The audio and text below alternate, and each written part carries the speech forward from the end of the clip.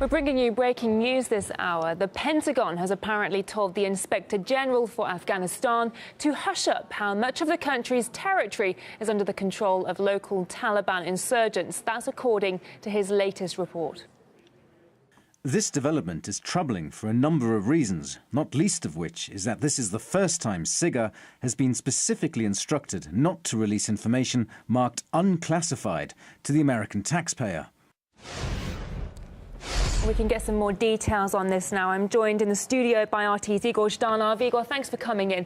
Why are they classifying the areas contested by the Taliban? Well, Nikki, the United States military have been in Afghanistan for like almost 20 years now, and the war they've been waging there has not been faring very well, to say the least. I mean, and it's not just my words, it's the words of the United States military. As early as last year, their defense secretary admitted that this is the war that they're having a hard time with. Have a listen. Sir, I understand the urgency. I understand it's my responsibility. We're not winning in Afghanistan right now. So there you have it. This is the war we're not winning right now. And this is despite all the efforts the United States have been taking, to defeat the Taliban. I mean, only in 2017 alone, they carried out some 4,300 airstrikes. In a way, it is a record-breaking number, because this is the amount of airstrikes carried out during the Trump's administration. It's more than the two previous years combined. And what do we have? The Taliban is all but expanding their presence in the country. They gain more territories. They're gaining a foothold, along with Islamic State, of course, because Islamic State is making a resurgence in the country, and it is also, capturing more territory, more ground. And also concealed, I should rather say, in this report is the casualties and the attrition of the Afghan army, the army that is being trained by Washington, and Washington is relying on those security forces to maintain the said security, which they're not doing a very good job of, apparently.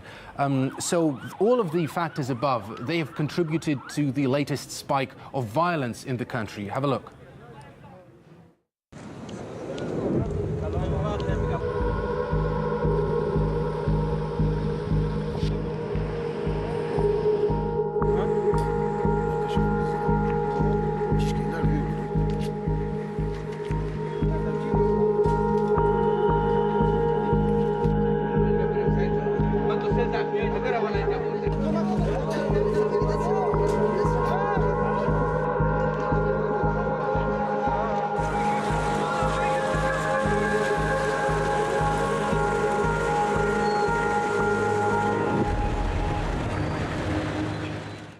So what is Washington's game plan now?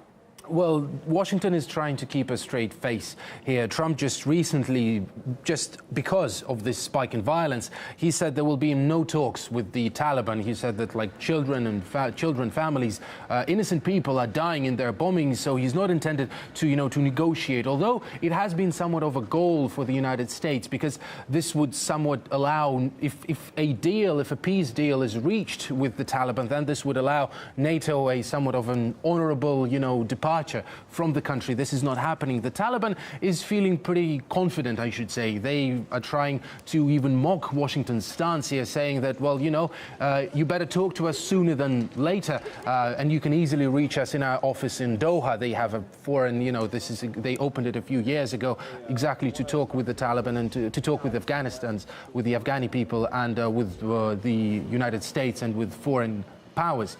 So that's that. There you have it. The stalemate is still ongoing, and so as Trump is saying, there won't be any talks, and there will be, if there are no talks, there's more war, and the war they can't apparently win. It's a complex situation. That's Igor Zhdanov. Thank you for those details.